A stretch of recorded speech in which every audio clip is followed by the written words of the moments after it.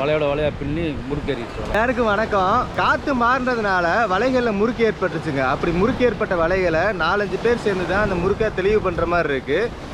ஒரு வாரம் முன்னாடி ஒரு 30 வலைக்கு மேலே முறுக்கேறிடுச்சான். அதை தான் நம்ம மீனவர்கள் வந்து சரி பண்ணிக்கிட்டு இருக்காங்க. நம்ம மீனவர்கள் வலைகளில் வர்ற மீன்கள் மற்றும் நண்டுகளை மட்டும்தான் கவனிக்கணுமே தவிர அவங்களுக்கு ஏற்படுற சிரமங்களை அதிகபட்சம் நம்மளுக்கு தெரிய வர்றதில்லை. ஆமாங்க, நண்டுக்காக விட்டிருந்த வலைகளில் 30 வலைகள் மொத்தமாக முறுக்கேறிடுச்சு.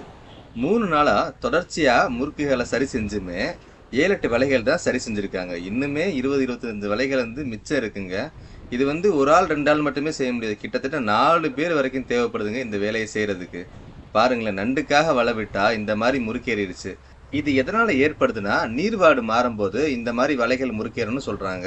இந்த முறுக்குகள்லாம் சரி செஞ்சால் தான் அடுத்து போய் வலை விட்டு நண்டுகளை பிடிக்க முடியும். இது ரொம்ப சிரமமான வேலை தாங்க. இருந்தாலும் என்ன பண்ணுறது, சரி செஞ்சால் மட்டும்தான் அடுத்த நண்டு வலைக்கு விட முடியும்.